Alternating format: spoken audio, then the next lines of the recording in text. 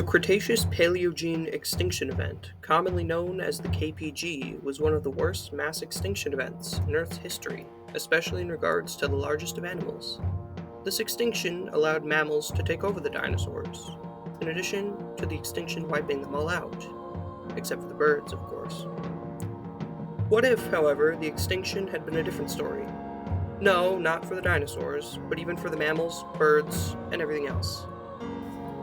This is the story of the Cenozoic after impact, a world where the Cretaceous-Paleogene extinction event still caused the extinction of all non-avian dinosaurs, and where mammals would still rule the Earth, but in entirely different forms, almost entirely due to the phenomenon known as the butterfly effect, in which one tiny, or in this case a very large, change can entirely alter the course of history. Much like the previous Mesozoic, the Paleocene is characterized by an extremely warm climate, even at the poles, with the average global temperature being as high as 24 to 25 degrees Celsius.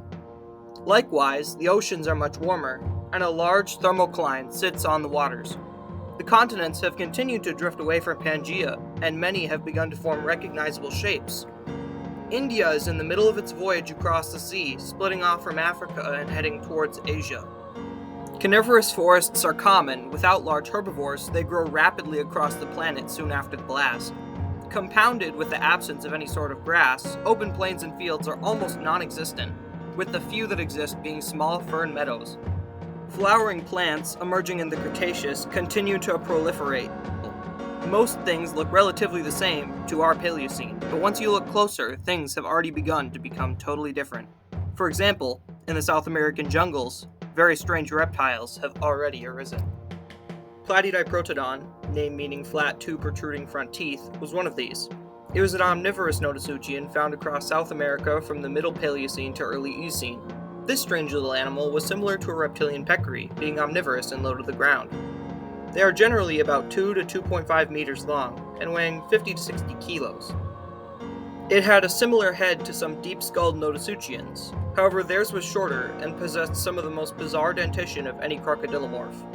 With teeth on its lower jaw, more like a kangaroo than a crocodilomorph, this Cenozoic uses their shovel-like teeth to break open rotting wood, strip bark, and dig for roots and tubers.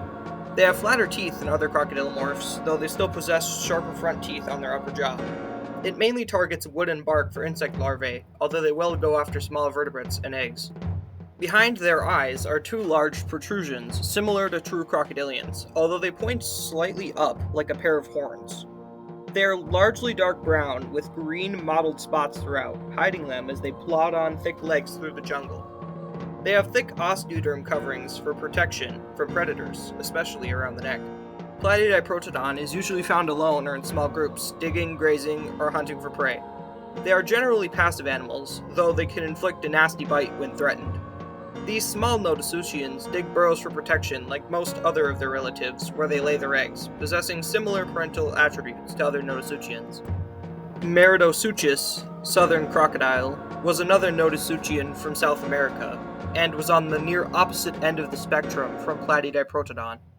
It was a carnivorous Cenozoian found in northern South America during the Paleocene. Descended from Eoiastropicornis, the very last Cenozoian found outside of Africa, this genus is the result of an early diversification of Cenozoians soon after the extinction. Growing to lengths of around 3 meters, and reaching upwards of 90 kilos, it rapidly became one of South America's largest terrestrial predators. Its appearance has begun to converge on that of the now extinct Cebesids, with its skull becoming deeper and elongated slightly, resembling that of a narrower version of Meridiosuchus's.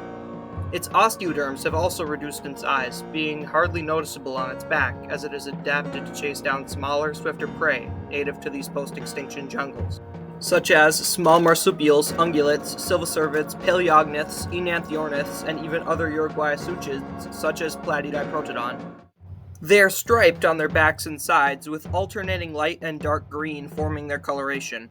They have a large fourth upper and lower tooth, used for dispatching prey.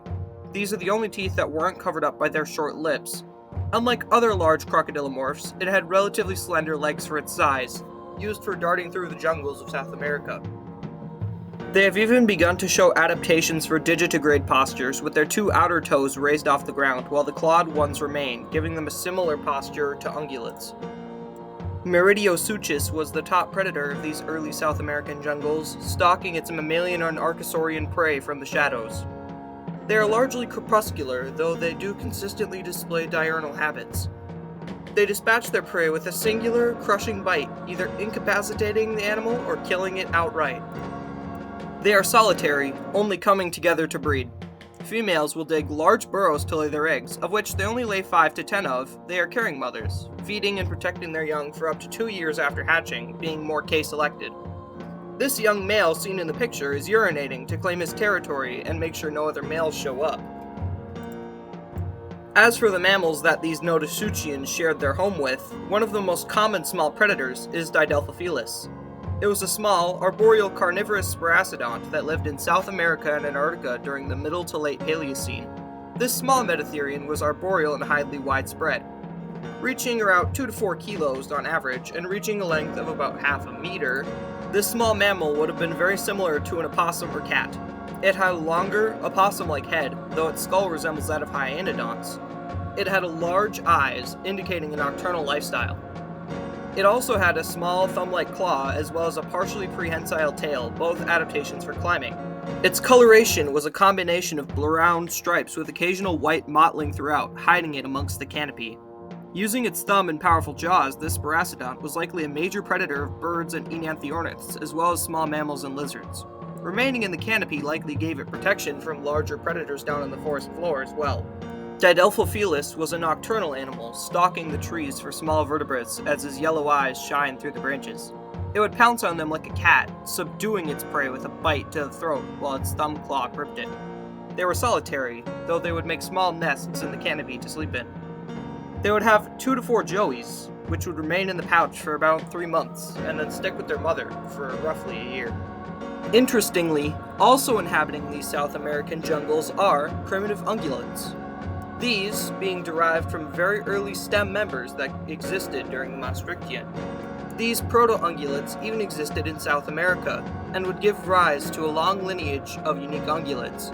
Of these, Eoiastropicornis, the first thunder tusk, was one of the earliest known. It was a trembundathere, quake beast, merid ungulate, and was native to South America during the Middle Paleocene. Resembling early astrapatheres in appearance, this large ungulate for the time could reach sizes of up to 150 kilos and grow to lengths of around 2 meters. This large mammal possesses 2 large tusks on its upper jaw resembling the fangs of a musk deer, as well as a small dictic or sago-like proboscis.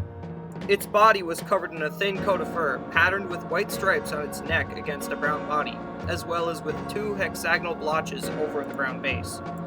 They had 3 functional hooved toes, with 2 smaller ones lifted off the ground.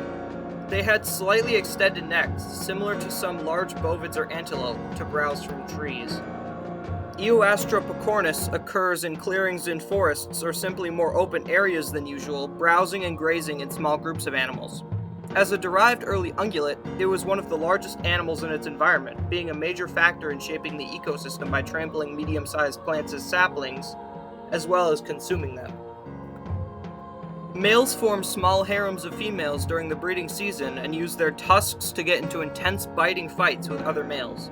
After mating, the female will give birth to a single calf after around 6 months, which will stay with its mother for around 2 years. Those are all the species that we are going to cover for the Paleocene in this video. However, there will be more videos about the Paleocene out soon. Huge thank yous to Casu and Tomastomer for literally every single submission featured in this video, but don't worry, there will be more artists in the next one. There's also an After Impact Google site linked in the description where you can learn more about other species of the Paleocene. This even includes some that won't be featured in videos. The website is a heavy work in progress, but the Paleocene is finished. If you want to learn more about the entire project as a whole, you can join our Discord server where the project is actually based. I hope you enjoy this video, and see you next time.